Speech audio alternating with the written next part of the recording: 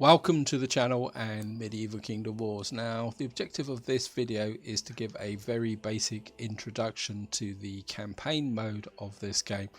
So I'm going to start with a couple of disclaimers, guys. The first one is that yes, this will be very basic. I'm going to be talking about the interface and the decisions you make in selecting a campaign, and then I will go on and cover the real basics of actually starting a campaign. So if you've got a little bit of experience with the game, this might be a little bit too low level for you.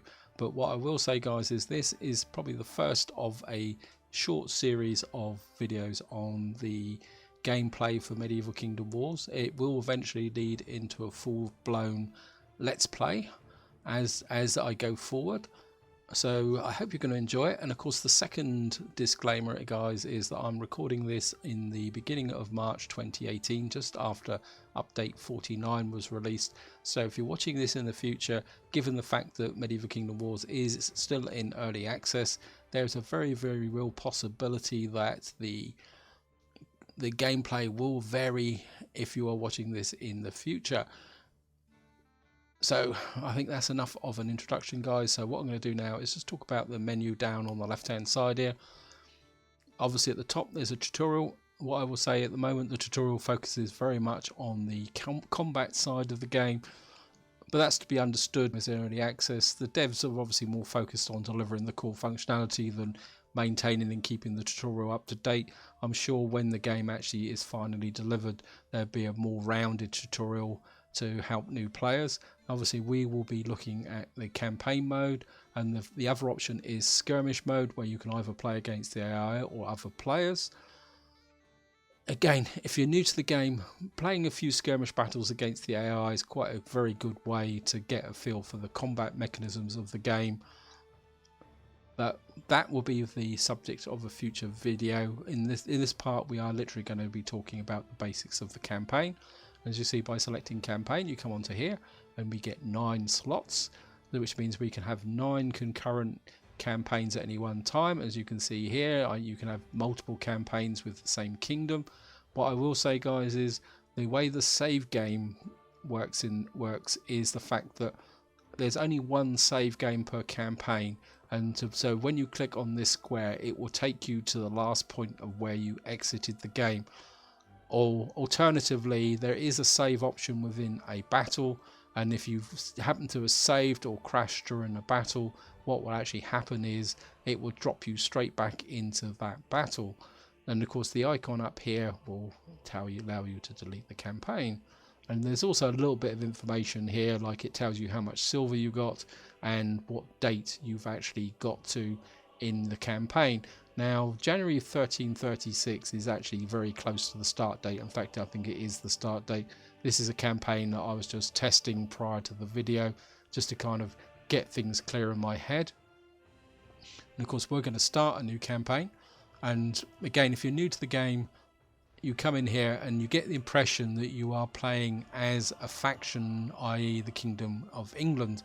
Well, that's not strictly true, guys, because the storyline behind this game is that you're actually starting as a minor lord within a kingdom who could have aspirations to either lead your king's armies to conquer Europe against the king's enemies, or if you've got a slightly darker side, you could be looking to undermine the king to become ruler of your own kingdom. And that is an interesting aspect to the game. So here you guys are historically purists and looking at this and saying, why is the Kingdom of England starting with Dover? Well, the reason is that the King of England doesn't start with Dover. He actually starts with London.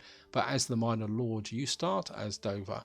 And below here we actually get the campaign difficulty. This is fairly set for all the different kingdoms. Now, what I'm going to come on to now, especially if you're new to the game, guys, there are very subtle differences between the starting positions and difficulties of all these different factions. So, for example, France's, which is the kingdom we will be playing, starts with a pretty high level walled city, a reasonable army in a relatively safe place on the map. So does the Kingdom of Castile and the Holy Roman Empire. So if you're just starting the game and have never played it before, I would certainly recommend playing one of these threes. In fact, France is a safe bet, which is what I'm going to be talking about. England does start with Dover, which is a walled city, but the thing about England is that as the time represents, England is at war with France. So if you start with England, you've got to build up things pretty quickly, because it won't be long before France will be knocking on your door with an army to attack you. So it's a little bit more difficult start. If you flip through these and you see, well, Ireland starts with 2 settlements, maybe that's an easier start. Well, it's a more complex start, because these are villages as compared to walled cities as France would get. So this starts with 2 small villages, which you've then got to build up your corresponding armies. And Scotland's very much the same as Burgundy and the Kingdom of Bohemia. Obviously the Kingdom of Bohemia has got a longer introduction, but that starts with Magdeburg and Leipzig. Now, if you're looking for a really good challenge, although I wouldn't recommend this for your first time out, guys, is good old Portugal down here. They actually start with the lowest village start, which means that you're up against it very much, and of course there's a good chance you're going to get attacked very, very early. And of course Portugal in itself is a relatively small kingdom, which makes life a little bit interesting. So I'd recommend that for when you've got a bit of experience with the game. But of course we're going to be playing as France, and we're going to keep the difficulty on medium. And what I will say, guys, is there is an entry trailer to the campaign, but I'm going to skip it for this video. But if you again, if you're new to the game, or you're playing a faction you haven't played before, it's certainly worth watching that video. It gives you a bit of historical background. Right, guys, we're on the campaign map now, and this is the devs having a bit of fun. Actually, they're telling you effectively the game is still in early access, but it does give you, this one does give you a bit of a background to the storyline. It says, "Very well, my lord. Now, subjects, as a minor lord, the best way to proceed is by entering thy town and managing everything directly. Build up your estates and train your troops with direct control. Our king had a misfortune to find himself at war with several nations, so it won't be long before your lords will bring their armies to at your doorsteps. Last, this gives us an opportunity to strike at our king's enemies, and we must expand and survive, while also be tempted to strike." Oh, there you go. And of course this gives you a little bit of a background to the economic side. And it says here, also small hamlets should be upgraded to improve taxation. So again, if you start with a small hamlet, you've actually got to build that hamlet up very quickly. But of course we're starting as France, so we start with Orleans, which is a pretty powerful walled city.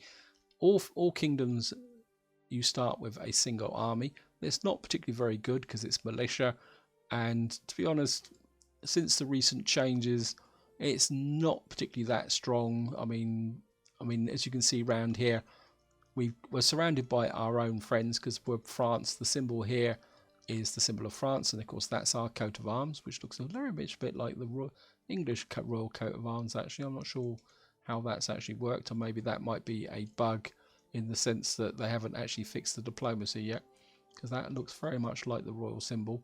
But as you will see here, guys, there's a peace symbol to say that these we're at peace with them. And of course if we come up to jolly old England here, you will see that Dover is on top here. And of course, so you can see who your friends and your enemies are, but as you can see, as Orleans, we're fairly safe. We got Paris round here, but it doesn't mean we're totally safe, but it does mean we've got a bit more time to actually do things. On the right hand side here, you've got an overview map of Europe. I'd recommend closing it when you first start a campaign. You're not going to need that for a little while. On the left hand side here, you've got a chat screen. It doesn't mean that campaign is multiplayer, but it's quite a neat little feature here, guys. You can actually talk to other people who are online if you've got friends online while you're actually playing. And what I'm going to do now, guys, is I'm going to go round the screen in a kind of clockwise direction, starting in the top left hand corner here. The top one is how much silver we've currently got. The one below is an option to collect taxes. Now, what I will say, guys, is if you use this to collect taxes, there's a minus 15% penalty. So when you start out, the better way to collect taxes is actually down here. Actually, no, that's in Orleans. It says collect taxes here, and you get the full whack if you collect from the settlement. So this is more for the mid to late game. The green arrow tells us that we're actually generating 36 silver per month, and of course we're losing 55 per month, mainly because of the army cost. If I show you here, our army, we're getting 14 silver from the army, because the way it actually works is serfs and livestock generate income, troops cost income, and obviously the higher your troops are, the more expensive they are. And if you get out of there, if you click on Orleans, you can see here we're currently getting 22 silver from Orleans.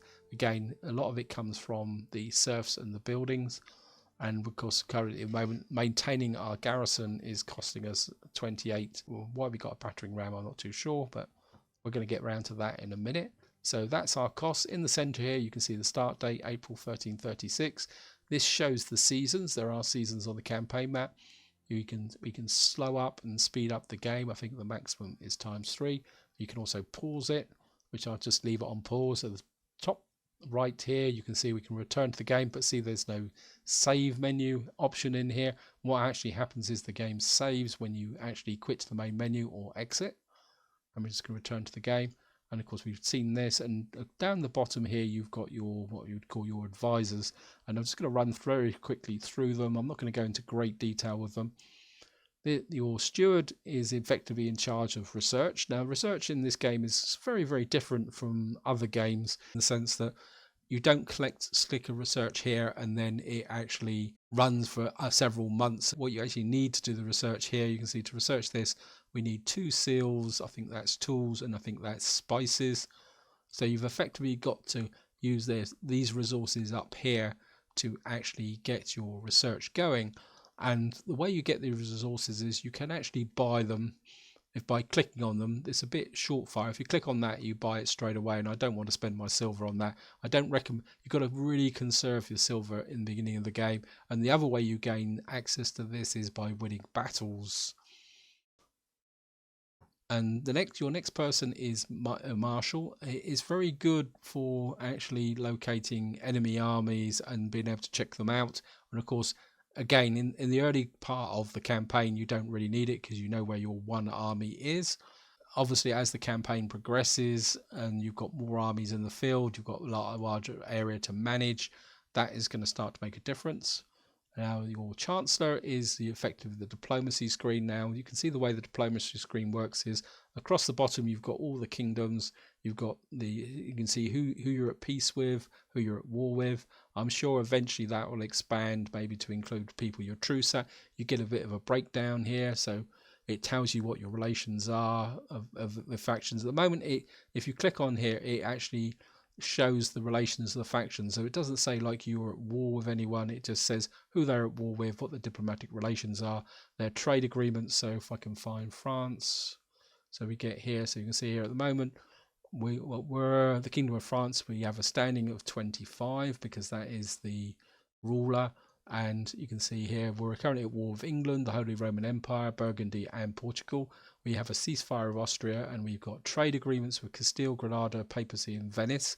Now I think the trade aspect of the game still needs to be fleshed out a little bit, guys, so I'm not sure what the significance of that trade agreement is at the moment. Obviously we're defensive allies with the Papacy, and we got military alliances with Bohemia, Scotland, Castile and Aragon. Again, I think this is an element of diplomacy that still needs to be expanded. And you can see at the moment here we got King Philip over here, and you can see he's got 345 renown, 225 standing. He's got this lists his holdings, and if you go through all the various lords, these are effectively your shared lords, and down here your lordship here. And you can see here, and we start with no renown because obviously we haven't built it, and we got a bit of standing of 25, and we hold Orleans.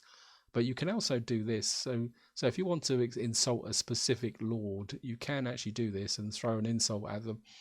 But again, what I would say is the diplomacy at the moment is fairly basic. So the person who appears here is the person you're going to insult. So if you want to insult the King of Alphonse of the 11th, you come in here.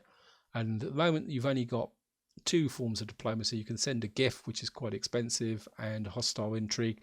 Personally, I think that you need to have a small gift and a large gift, and I think this will expand. I mean, the ones I'd like to see in here is maybe an attempt to assassinate, maybe not a king, but if you imagine, say you've got a neighbor here and maybe trying to assassinate your neighbor next door in an attempt.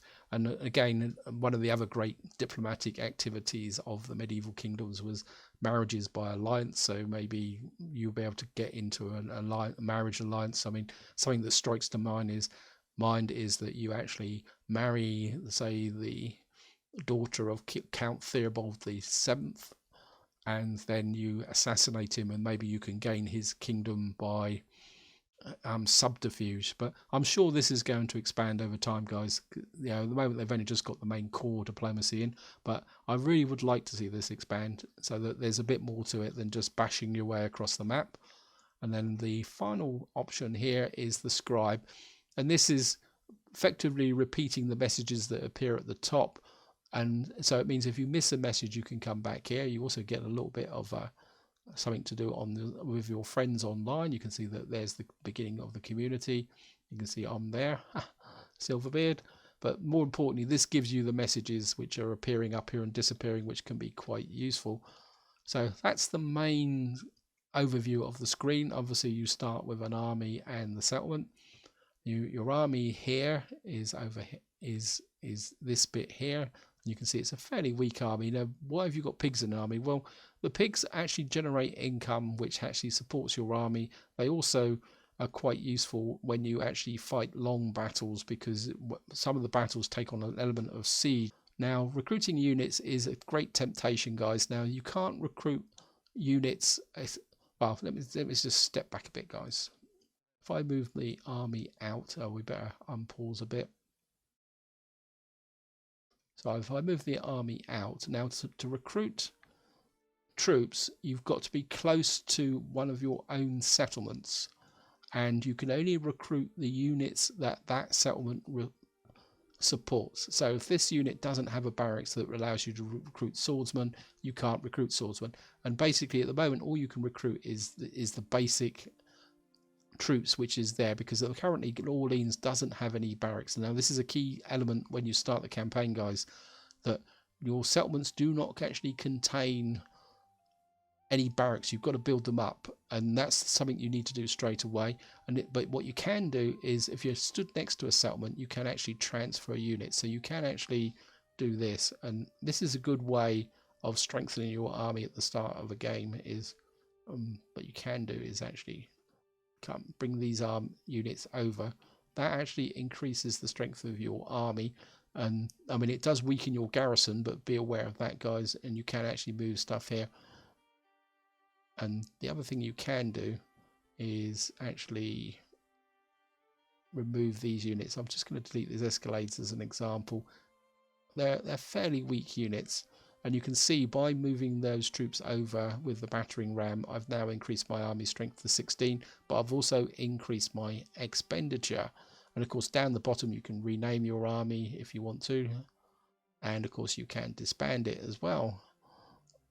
So that covers the army management. Now, the one thing I will say about the army, if you've played games like Rome, Total War games, especially Rome 2, some of the older games, don't be deceived by putting your army into the settlement does not mean that this army is reinforcing the settlement. At the moment, the armies and the settlements fight their own battles. In fact, a foreign army can come in here and attack your army here. So the army does not reinforce the garrison, and the corresponding the garrison does not reinforce the army at this moment. I don't know if that will change in the future.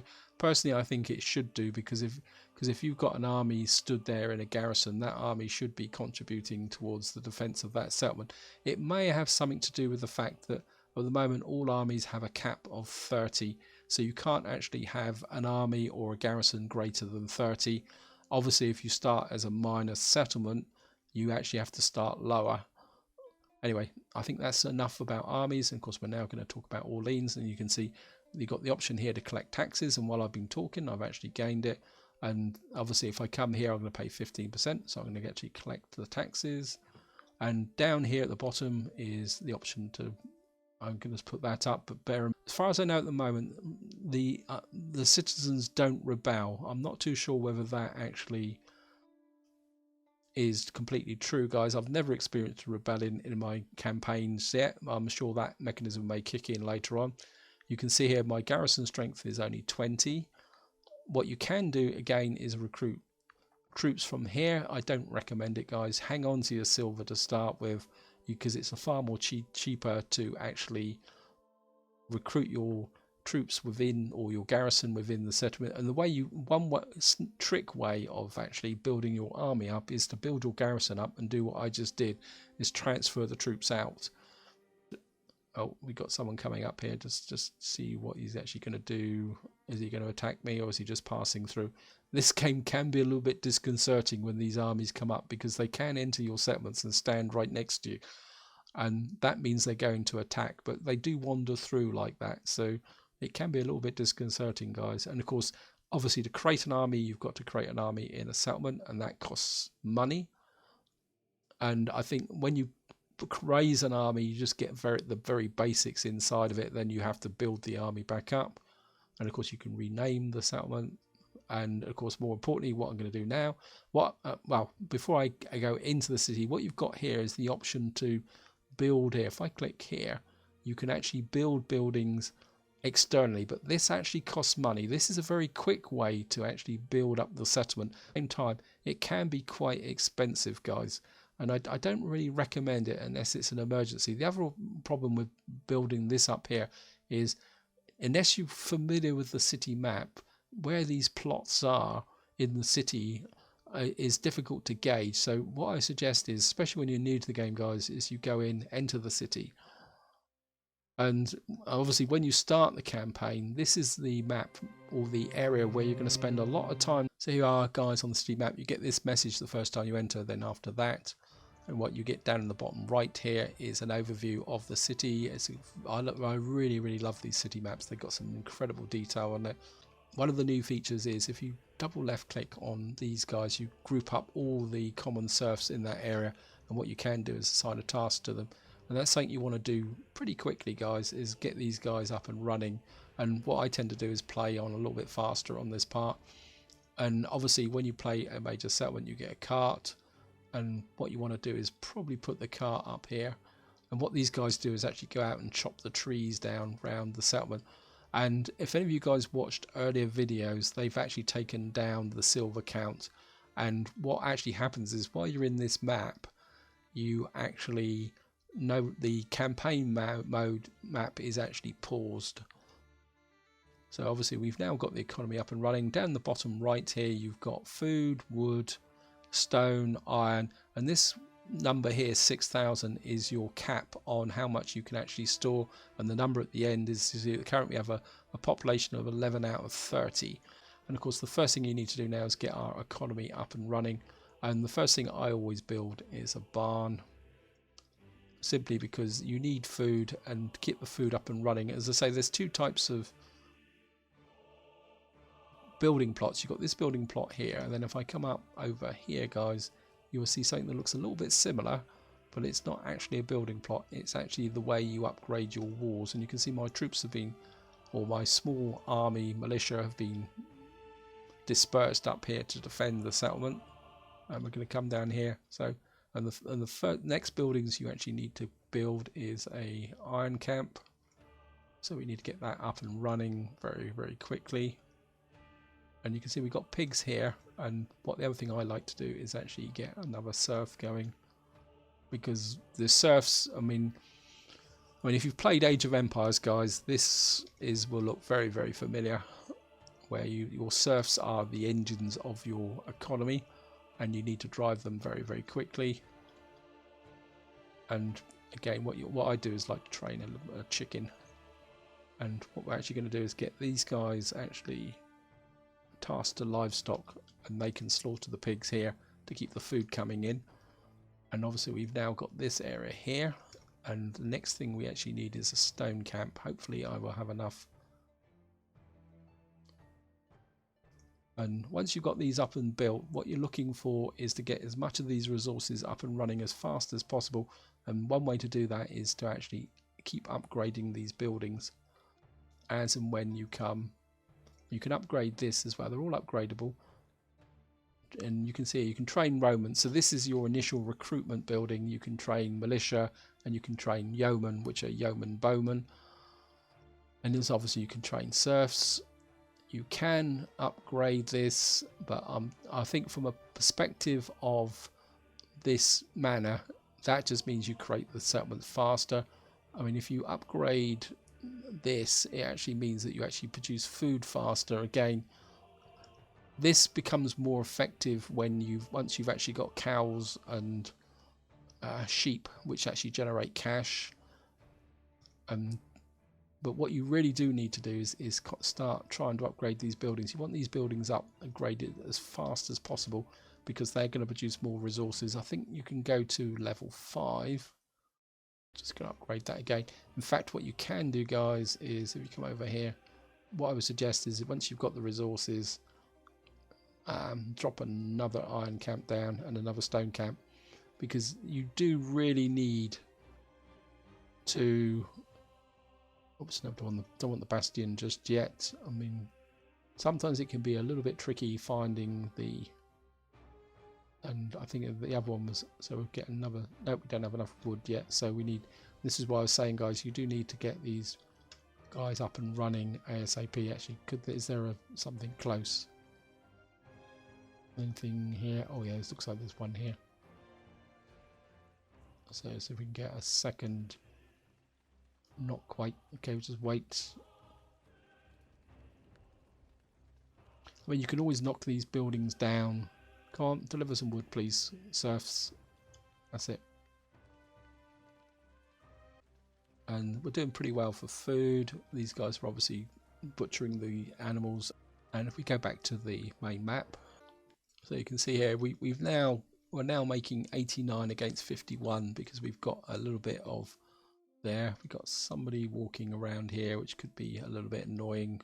I don't know who this guy is. Maybe I think he's coming in to attack us. Yes.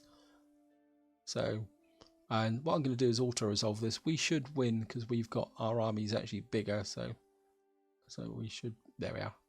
Victory. Our army's triumphant. You can see by fighting the battle, we've actually got some wine.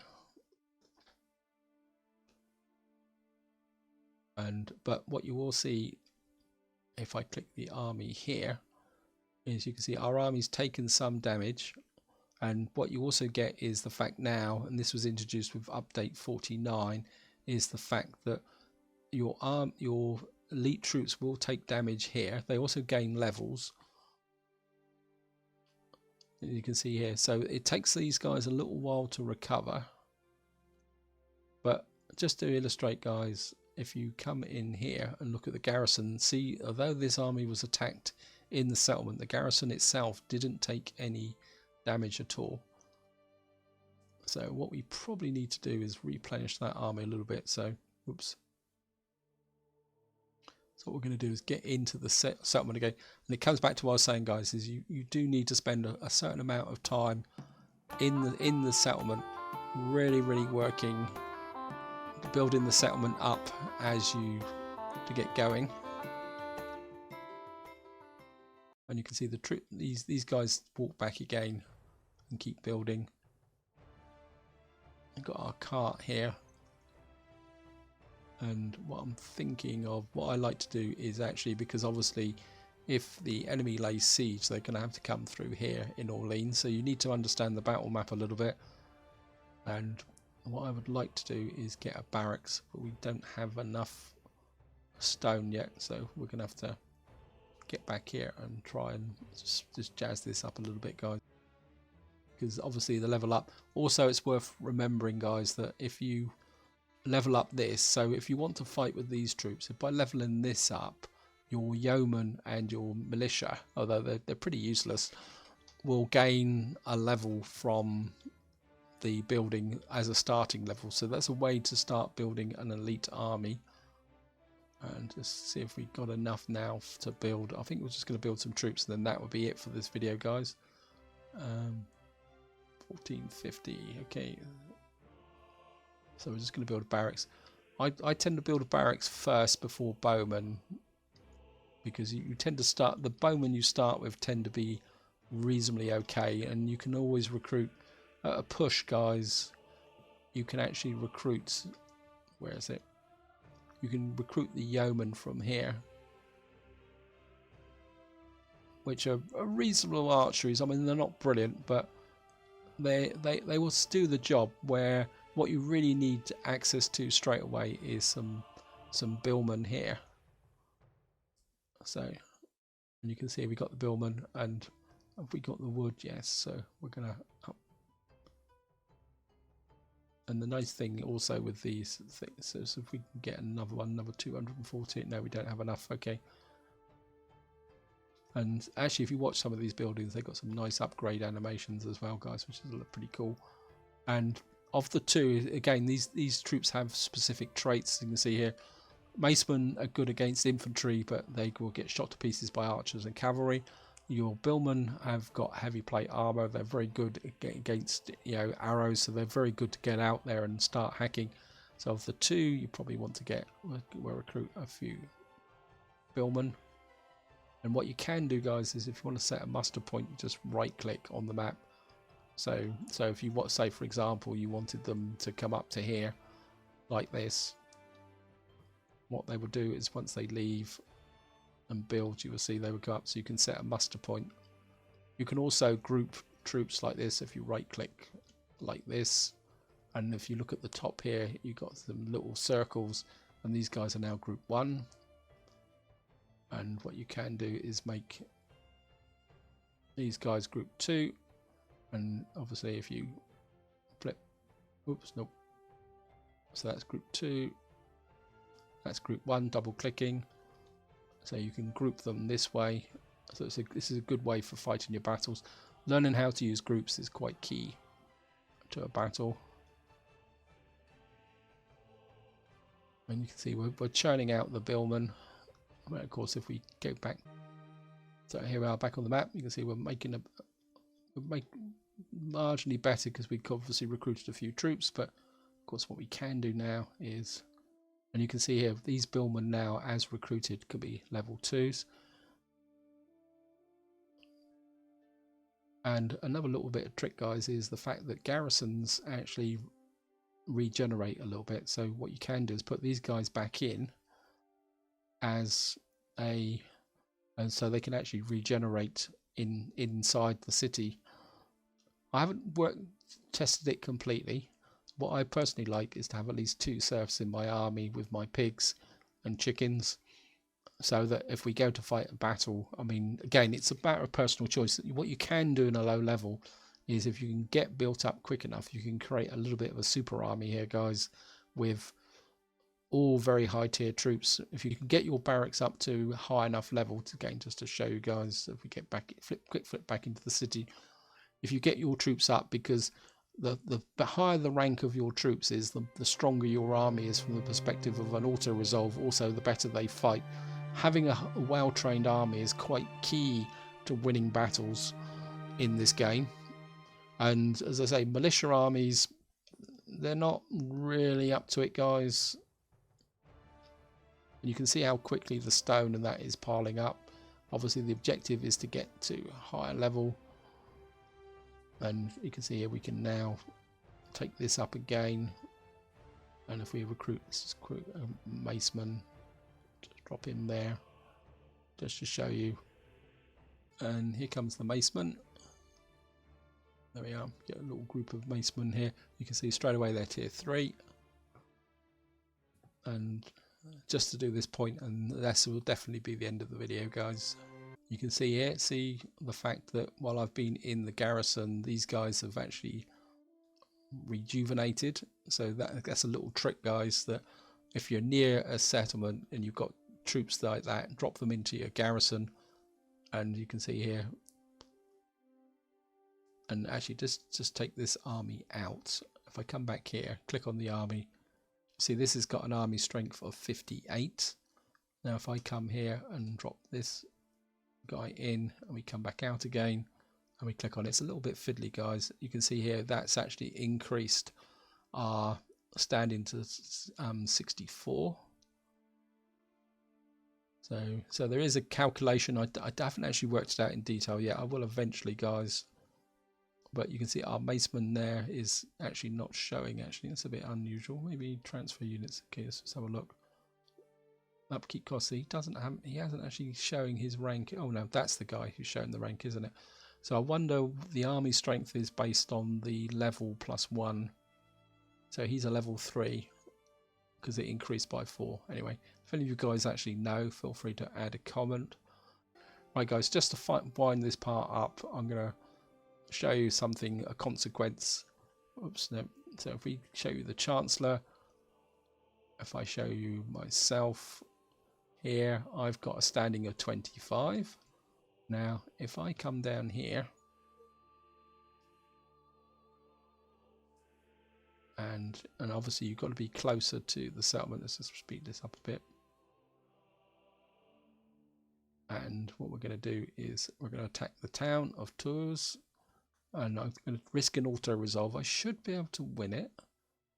So we're going to just attack Tours, resolving battle outcome, victory. Tours is ours. Right now, what you will see is that we control that. Now, if we go back to the Chancellor and find us, you will see our standing has dropped to 10. So we've managed to capture a settlement, but we've actually lost our standing. And if our standing drops to 0, we can be declared a rebel and be attacked. So what you need to do is you declare a war, and then basically what we're going to do then is, who are we going to send? Send a gift. And by sending a gift, it's cost us 1400 silver, but we've now raised our standing back up again. And you can see here we've now got Tours. And for any of you guys who are completely new to the game, if I just flash into Tours, and this would be an example of a village settlement. And here we are guys, you can see here, this is a very, very low level village. And this is the difference. And obviously if you're starting, this comes back to what I said about Ireland and Scotland. These are the type of settlements that you actually start with. And building these up, and of course the garrison here is not particularly that good either.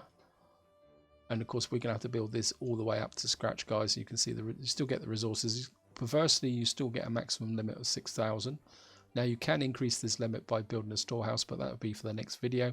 And just to finish this video off, guys, I know I've said it once already.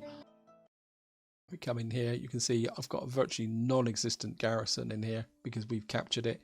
So, and this is where this awkward mechanic with the army is, that if any of these guys just turn up, decide to take it back, and you can see also with the auto resolve, I've lost my serfs and I've got these guys damaged again, which is slightly annoying. As I say, just putting the army there doesn't defend Tours. Well, it does defend Tours in a way that if another army attacks, they will attack your army first before they attack the garrison. But it's still a little bit cumbersome, guys. I still feel that these guys should be able to fight on that battle map and reinforce the garrison there. But that's a minor incident, guys. I don't think it's a big problem.